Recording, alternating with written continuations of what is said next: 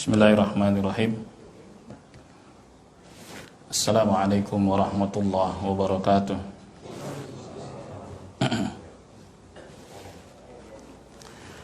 Alhamdulillah, wassalatu wassalamu ala rasulillah wa alihi wa sahbihi wa mawalah. Asyhadu an la ilaha illallah wahdahu la syarikalah wa asyhadu anna Muhammadan abduhu wa rasuluhu, amma ba'd. Hadirin jamaah sekalian yang dimuliakan Allah, kembali kita membaca hadis-hadis Nabi SAW dalam kitab kita Umdatul Ahkam. Kita masih pada bab fi tahrimit tasakhut bil fi'il wal qaul. Kitabul Janaiz, bab haramnya tidak terima dengan takdir Allah Subhanahu wa taala atas kematian dengan ucapan ataupun dengan perbuatan. Kita masuki hadis yang ke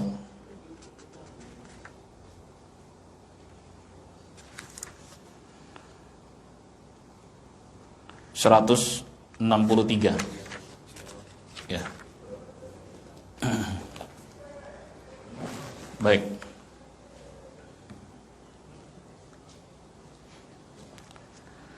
Qala al-muallif rahimahullah,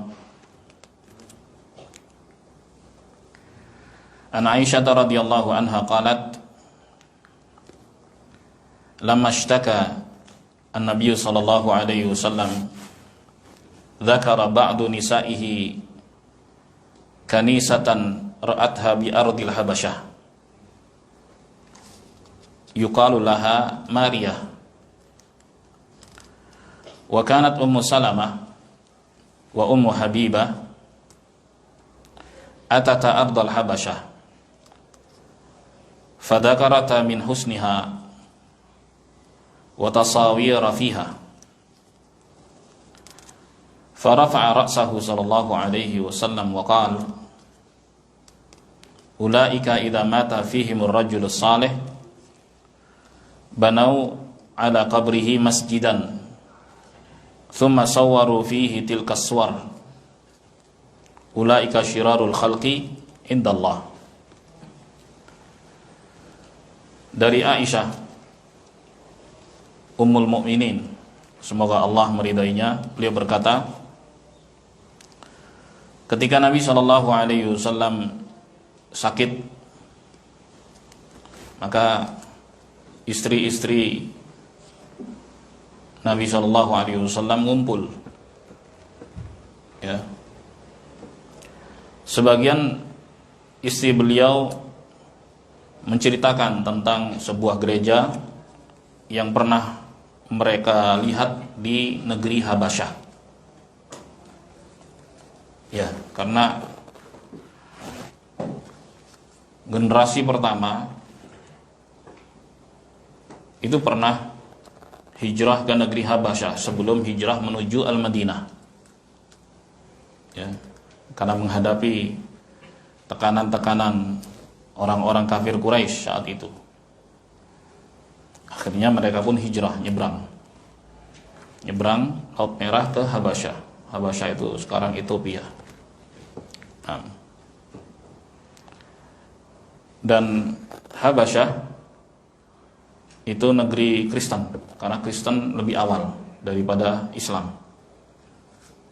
Ya. Kemudian menyebar juga ke Jazirah Arab. Oleh sebab itu di Arab bagian selatan, di daerah Yaman,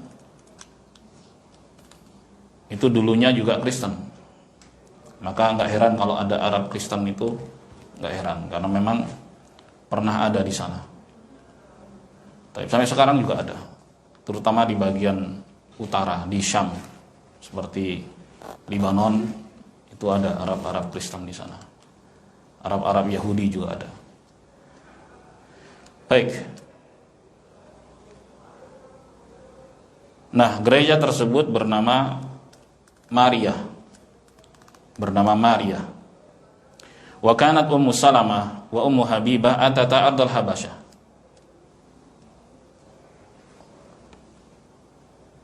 Ummu Salamah dan Ummu Habibah itu pernah hijrah ke sana, ke negeri Habasyah.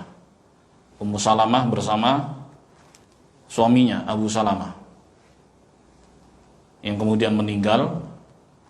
Akhirnya Ummu Salamah menjadi istri Nabi SAW setelah hijrah ke Al-Madinah. Baik. Nah, Ummu Habibah juga begitu, ketika hijrah cerita apa yang pernah mereka lihat di negeri Habasyah.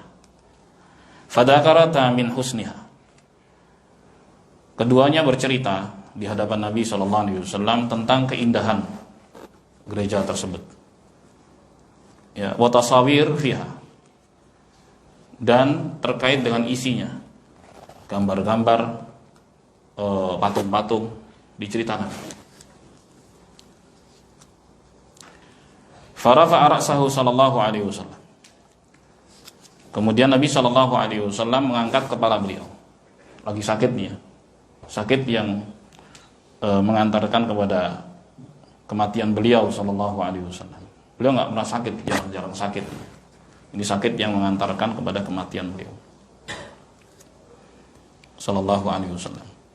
Dalam hadis disebut beliau mendongak waqala, dan beliau mengatakan, ulaik, mereka itu, idza mata fihimur rajulus salih, apabila ada orang saleh yang meninggal dunia, banau ala qabrihi masjidan, mereka bangun di atas kuburan orang tersebut tempat ibadah, ya, masjid, tempat sujud. Baik. Tsumma sawaru fihi tilka suwar. Kemudian mereka buat gambar-gambar dan patung-patung orang yang sudah meninggal itu. Jadi ini merupakan kebiasaan ahlul kitab. Ya, kebiasaan ahlul kitab. Ya, kebiasaan Nasara, al-Yahud dan Nasara. Lalu Nabi SAW mengatakan, ulaika syirarul khalqi indallah. Mereka adalah makhluk yang paling buruk di sisi Allah Subhanahu wa taala. Jemaah sekalian yang dimuliakan Allah, hadis ini adalah hadis yang sahih, diriwayatkan oleh Al-Imam Al-Bukhari dan Al-Imam Muslim. Makna umum dari hadis ini bahwa Ummu Salamah dan Ummu Habibah itu termasuk dari wanita-wanita yang hijrah ke negeri Habasyah sebelum menjadi istri-istri Nabi Shallallahu Alaihi Wasallam. Ya, jadi ini jauh nih sebelum hijrah menuju Al-Madinah. Nah, kemudian ketika Nabi Shallallahu Alaihi Wasallam sakit, ya, menjelang wafatnya, barulah mereka ngumpul, kemudian cerita-cerita nih, ya, ingin menghibur beliau, cerita sana sini gitu. Di antara yang diceritakan adalah pengalaman mereka ketika hijrah ke Habasyah. Baik. Itu mereka melihat bangunan gereja yang indah. Taib, akan tapi ada gambar-gambar makhluk bernyawa, ya, 2 dimensi dan 3 dimensi, gambar dan patung, itu. Taib, di tempat ibadah tersebut.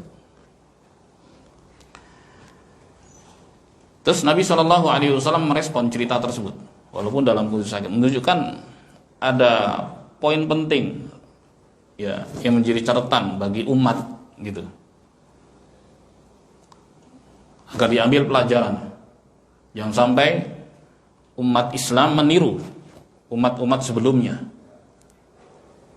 Bahkan sampai Nabi SAW menyebut bahwa perbuatan itu adalah perbuatan terkutuk, dan pelakunya disebut oleh Nabi SAW sebagai makhluk yang paling buruk di sisi Allah Subhanahu wa taala. Nah, dan ini merupakan tindakan kultus yang bisa mengantarkan kepada kesyirikan. Bisa mengantarkan kepada kesyirikan. Baik. Jemaah sekalian yang dimuliakan Allah, faedah yang bisa dipetik dari hadis ini, yang pertama, tahrimul bina 'alal kubur. Jadi haramnya membangun bangunan di atas kuburan. Jadi kuburan itu rata dengan tanah. Ya, seperti kuburan-kuburan yang ada di Baqi' sekarang ini, dan juga di masa Nabi SAW dahulu juga rata dengan tanah. Alhamdulillah. Di negeri kita alhamdulillah yang dikelola oleh pemerintah daerah juga bagus, sudah rata. Ada gundukan sedikit dan itu merupakan toleransi, batasnya sejengkal. Baik.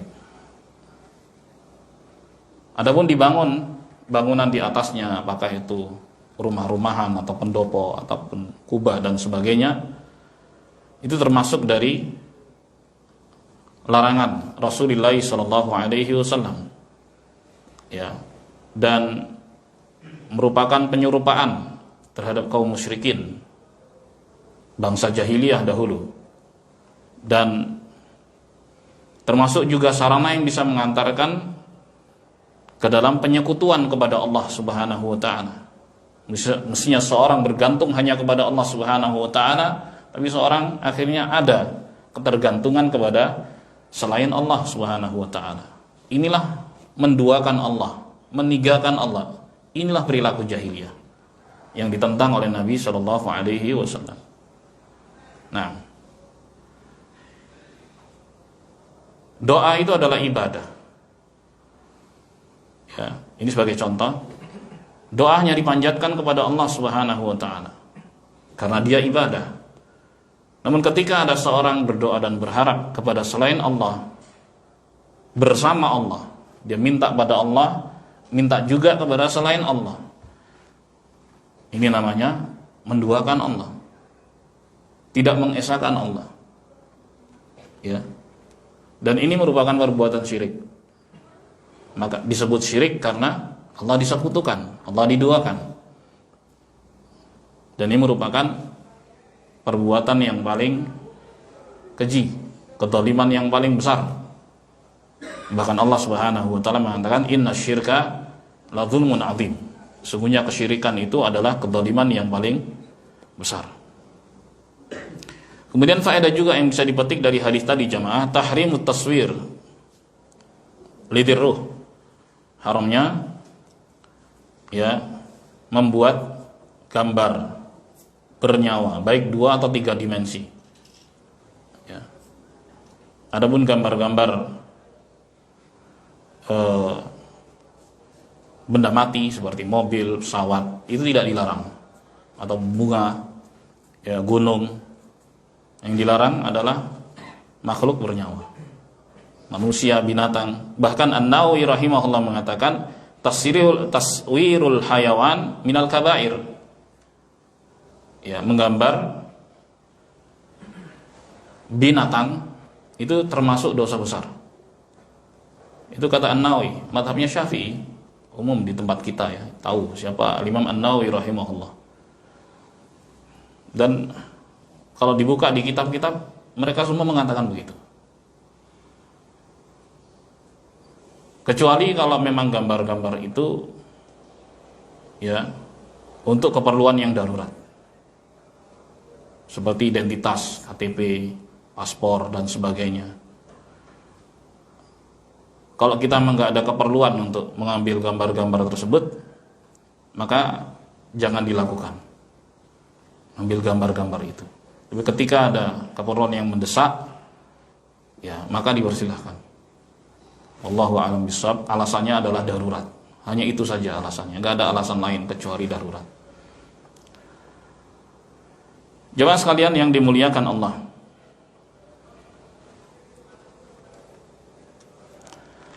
kemudian faedah berikutnya yang ketiga, anna man 'amila hadza fa huwa min syarri khalqillah.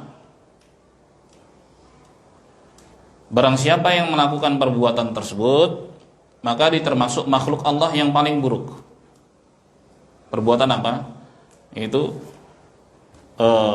membangun kuburan, membangun bangunan di atas kuburan, kemudian membuat patung-patung dan gambar-gambar bernyawa mereka.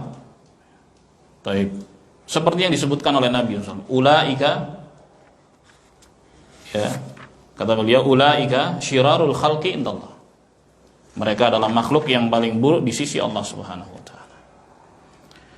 Kemudian faedah berikutnya, fihi kamalu nushin Nabi sallallahu alaihi wasallam.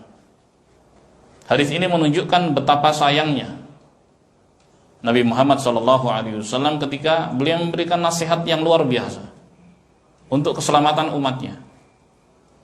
Nah, ini tinggal kembali kepada masing-masing apakah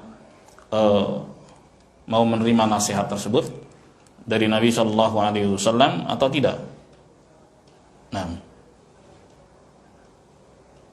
karena di zaman kita sekarang ini mudah sekali seorang buat gambar, sangat mudah, walaupun gak ahli gambar.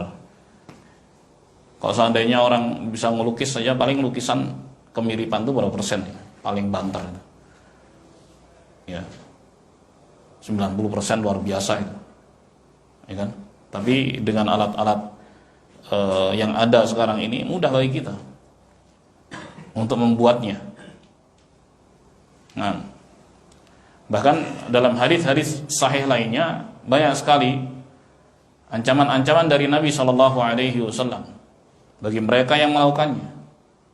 Di antara siksaan atau adab yang akan diterima adalah mereka dipaksa untuk meniupkan ruh terhadap apa yang sudah mereka buat dari gambar-gambar tersebut, dan dipaksa terus, dan mereka nggak akan mungkin bisa meniupkan ruh padanya. Jemaah sekalian yang dimuliakan Allah, cukup Nabi mengatakan bahwa mereka adalah makhluk yang paling buruk di sisi Allah, itu merupakan peringatan keras dari perbuatan tersebut. Hadis berikutnya, hadis 164. Qala rahimahullah an Aisyah radhiyallahu anha qalat qala Rasulullah sallallahu alaihi wasallam fi maradihi alladhi lam yakum minhu. Dari Aisyah, semoga Allah meridainya, beliau berkata, Rasulullah sallallahu alaihi wasallam pernah bersabda di saat beliau sakit yang enggak bangkit lagi, alias sakit yang mengantarkan beliau kepada kematian. Kata beliau, la'anallah al-yahuda wan nasara. Allah Subhanahu wa taala melaknat orang-orang Yahudi dan Nasara. Kenapa? Ittakhadhu qubur anbiya'ihim masajid. Mereka menjadikan kuburan-kuburan para nabi mereka sebagai tempat ibadah. Perbuatan itu adalah perbuatan terlaknat. Menjadikan kuburan-kuburan sebagai tempat ibadah. Sebagian orang merasa lebih tenang, lebih nyaman kalau beribadah dekat kuburan. Merasa ibadahnya itu lebih khusyuk pada Allah Subhanahu wa taala. Padahal ini adalah perbuatan terlaknat. Rasulullah sendiri yang bilang. Hadisnya sahih Bukhari Muslim. Ya. Taib. Mereka jadikan kuburan-kuburan para nabi mereka sebagai tempat ibadah. Mereka buat dan mereka lakukan peribadatan di tempat tersebut. Dan ini jelas kultus kepada makhluk yang bisa mengantarkan kepada kesyirikan, penyekutuan kepada Allah Subhanahu wa taala. Qalat, kemudian Aisyah radhiyallahu anha mengatakan, walaula dzalik, kalau bukan karena kekhawatiran tersebut, la ubriza qabruhu, pastilah kuburan Nabi Shallallahu Alaihi Wasallam dikeluarkan dari rumah Aisyah. Kan sampai sekarang Rasulullah itu dikubur di rumah Aisyah, bukan di Masjid Nabawi. Jadi tempat kubur Nabi Shallallahu Alaihi Wasallam, kemudian Abu Bakar dan Umar radhiyallahu anhuma itu di rumah Aisyah. Ya, Masjid Nabawi itu terpisah. Karena rumah para istri Nabi Shallallahu Alaihi Wasallam itu nempel masjid. Kemudian setelah adanya perluasan, ya, yang lainnya tergusur, tinggal itu. Yang lainnya kan akhirnya masuk ke dalam wilayah Masjid Nabawi. Tinggal itu.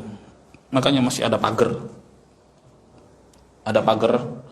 ya, yang dijaga sama askar-askar itu, ya.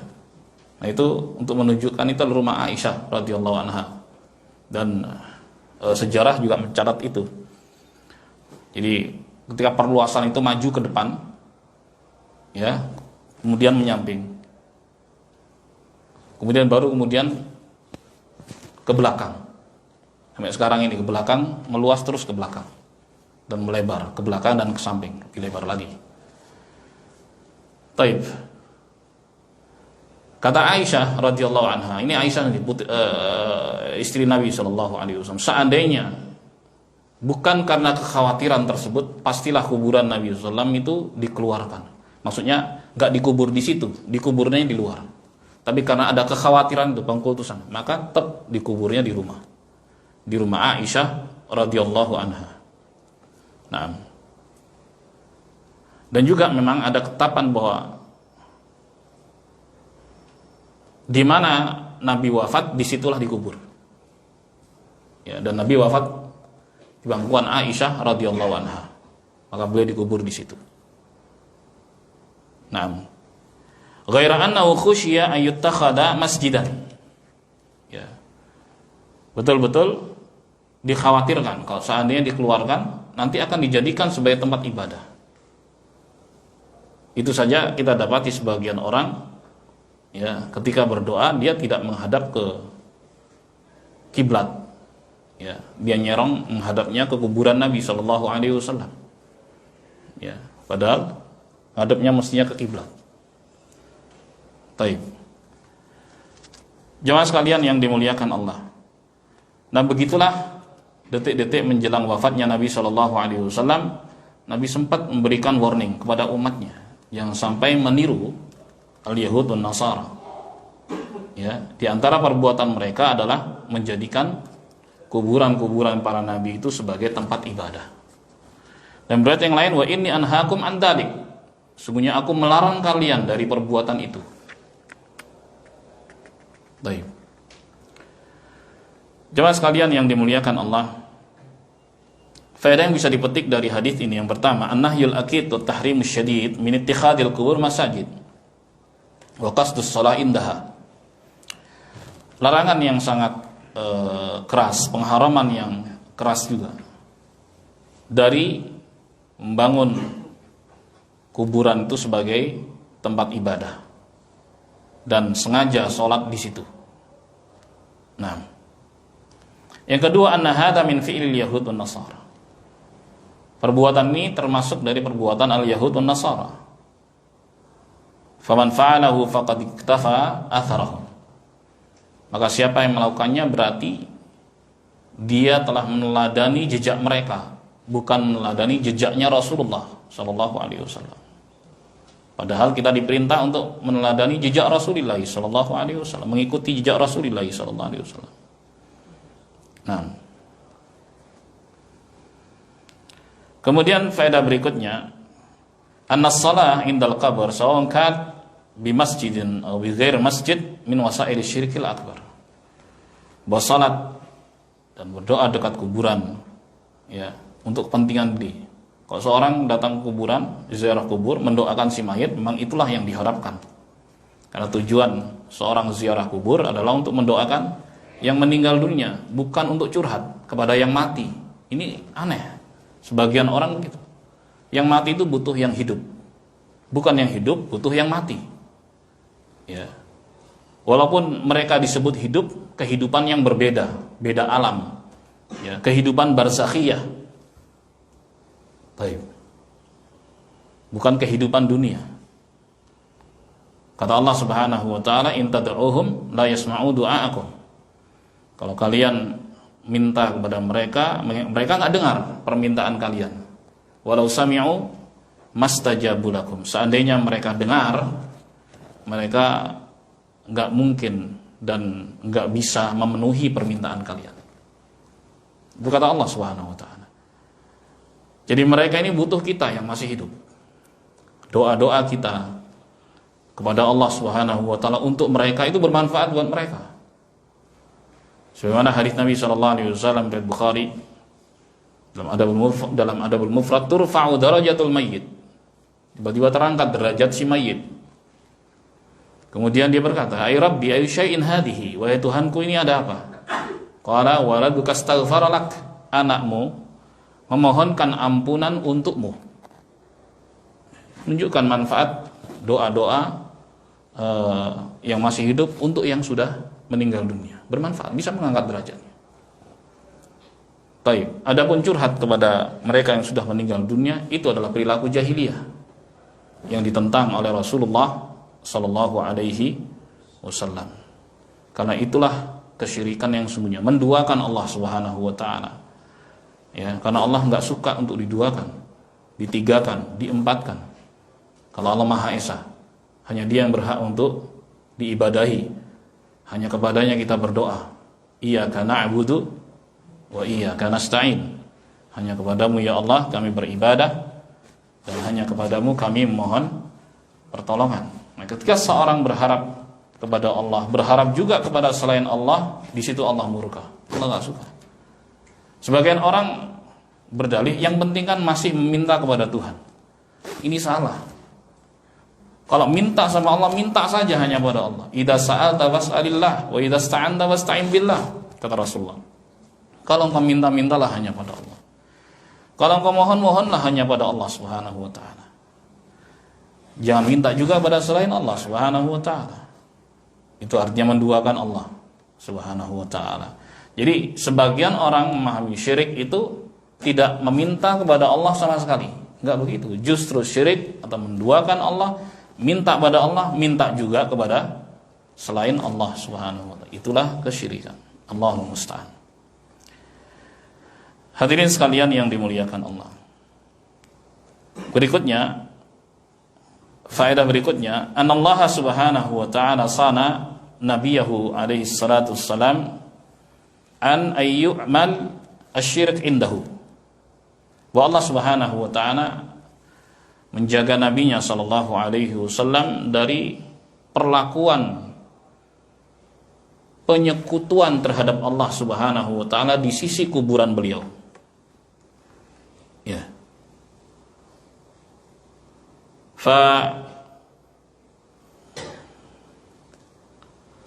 Ashabuhu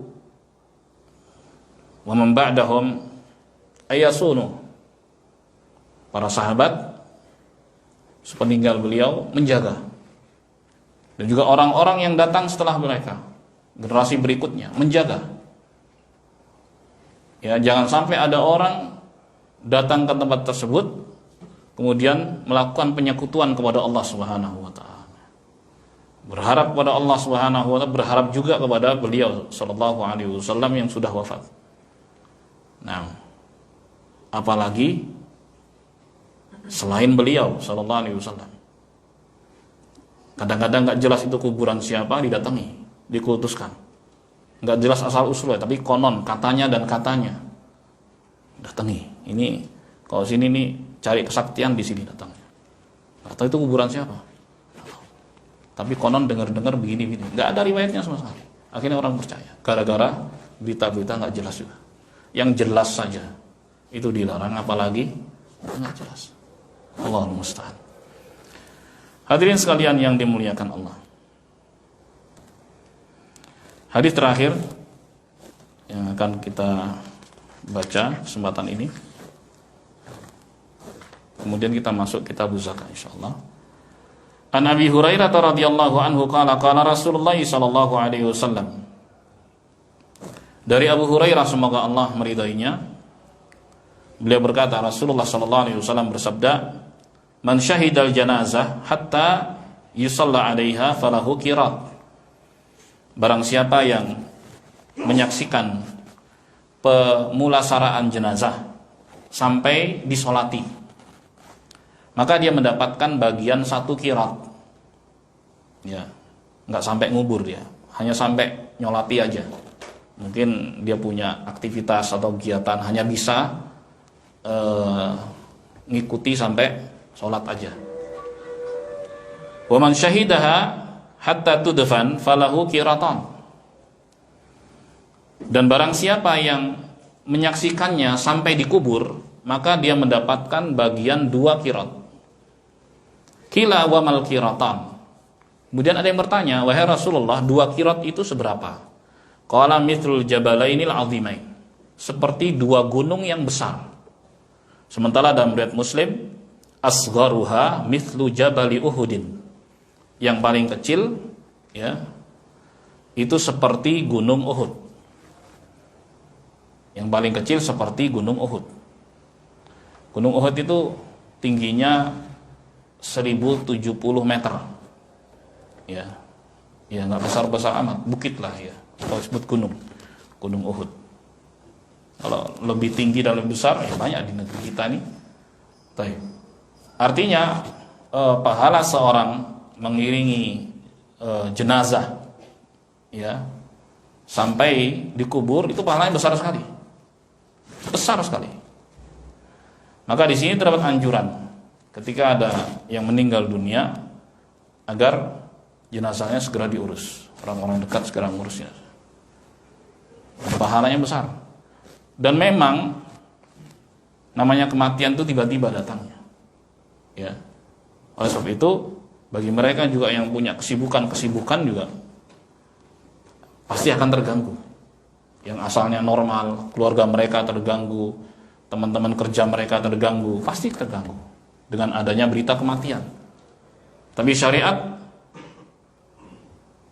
memerintahkan kepada yang hidup agar peduli, nih meninggal nih, urus nih gitu. Pahalanya gede gitu maksudnya. Ya. Jadi memang mesti harus ada beberapa jadwal yang ditunda atau di cancel atau di reschedule karena ini sesuatu yang tiba-tiba, nggak dikira-kira juga sebelumnya. Baik. Dan sampai-sampai Allah Subhanahu wa taala menyiapkan ganjaran yang besar bagi mereka yang mau mengiringi jenazah tersebut, mengikuti pemulasaraan bahkan sampai dikubur. Hadirin sekalian yang dimuliakan Allah, inilah yang bisa dibaca pada kesempatan kali ini, semoga bermanfaat. Masih ada waktu 5 menit, silakan yang mau bertanya. Walhamdulillahirabbil alamin. Silakan jemaah, Bapak Ibu.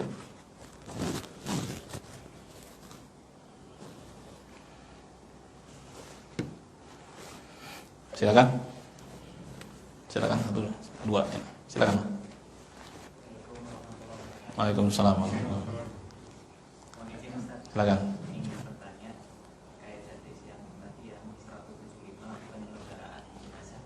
Ya.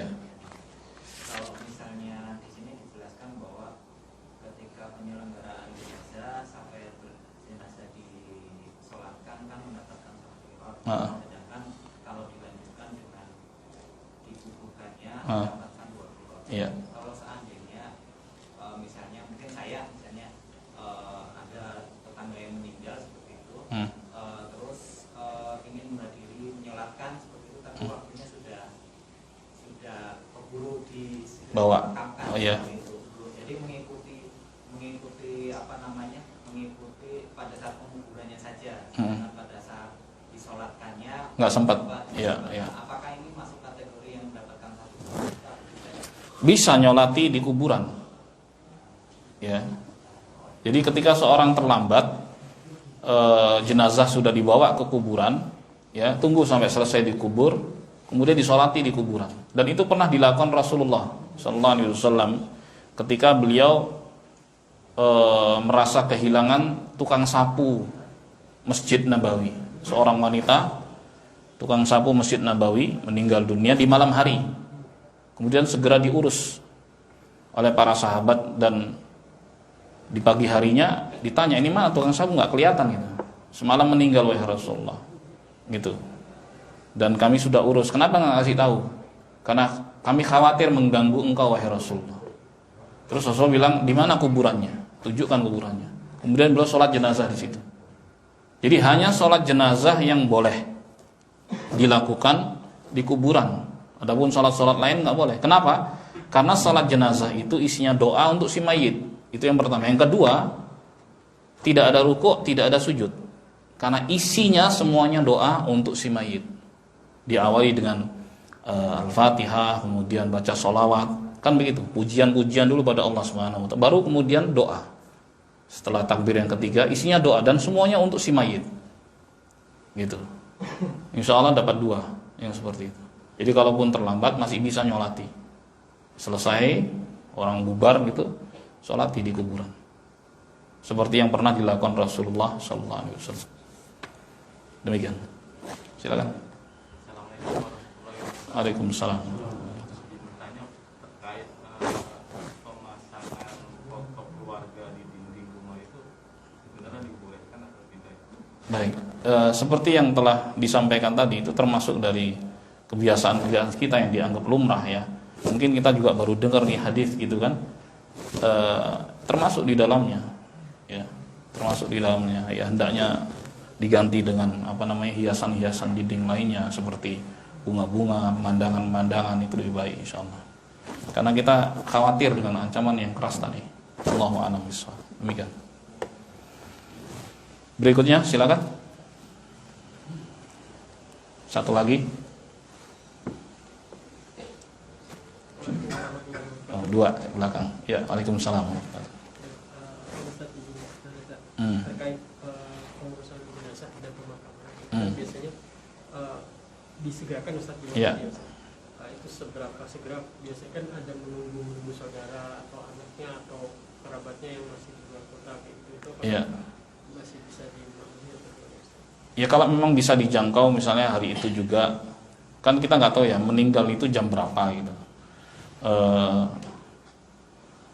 Kalau memang malam segera orangnya komplit, misalnya segera saat itu dikubur juga, itu bagus. Tapi nggak semua tempat ada tukang gali kuburnya, ya kan, masih harus nunggu pagi. Jadi kondisional, gitu, kondisional. Kalau memang kerabat-kerabat yang lainnya itu bisa datang juga nggak lama, mungkin tempatnya juga nggak jauh, ya nggak sampai 1, 2, 3 hari gitu, ya ditunggu, gitu, ditunggu. Nunggu semacam itu insya Allah nggak apa-apa. Tapi kalau sampai menunda ganti hari berikutnya itu tidak dianjurkan. Wallahu a'lam bishawab. Demikian. Silakan terakhir. Silakan. Waalaikumsalam.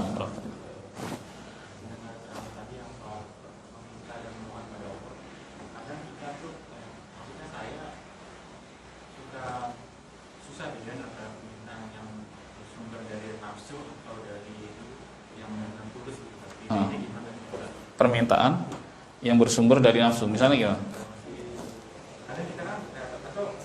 Pengen dapat istri misalnya, alhamdulillah, pengen dapat rumah, itu kan keinginan juga, nggak apa-apa.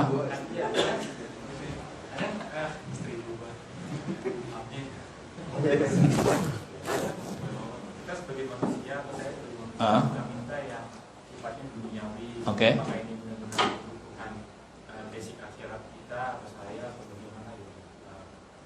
Untuk memuluskan atau memberhentikan hati kita seperti apa gitu? Baik. Agar permintaan kita benar-benar kebutuhan akhirat gitu. Terima kasih. Iya. Jemaah sekalian yang dimuliakan Allah, permintaan apapun dunia akhirat, ya, itu dibenarkan. Mintanya pada Allah Subhanahu wa taala. Ya, seorang pasti ingin sejahtera. Dia minta kesejahteraan, itu kan keinginan dia. Ya kan? Keinginan dia. Nafs itu dia. Keinginan jiwa, nafsu dia. Nggak apa-apa. Nafsu itu bukan dikebiri, tapi diluruskan. Ya, nafsu syahwat nggak dikebiri, tapi diarahkan melalui pernikahan. Ya kan? Kemudian nafsu pengen makan, ya, diarahkan dari sumber yang halal, dibelanjakan pada yang halal, kemudian baru dikonsumsi. Ya. Jadi nafs itu bukan dikekang, bukan dikebiri, tapi diarahkan dengan aturan-aturan tadi, sehingga ketika seorang meminta kepada Allah Subhanahu wa taala sesuai dengan keinginannya untuk kesejahteraan dirinya, baik itu di dunia maupun di akhirat, itu dibenarkan. Dibenarkan. Makanya ada doa luar biasa, Rabbana atina fid dunya hasanah. Itu kan. Siapa sih nggak ingin kebaikan di dunia? Dan di situ umum sekali kebaikan apapun di dunia. Wa fil akhirati hasanah. Di dunia itu baik, di akhirat juga baik. Tambah lagi wa qina adzabannar. Dan dijauhkan, dilindungi dari azab neraka. Demikian penjelasannya. Baik jemaah, ini yang bisa disampaikan, semoga bermanfaat dan kurangnya mohon maaf. Semoga Allah selalu memberikan taufik hidayah pada kita semua dan menyelamatkan kita di dunia maupun di akhirat kelak. Amin ya rabbal alamin. Kita akhiri, subhanakallahumma bihamdik, asyhadu an la ilaha illa ant, astaghfiruka wa atubu ilaik. Assalamualaikum warahmatullahi wabarakatuh.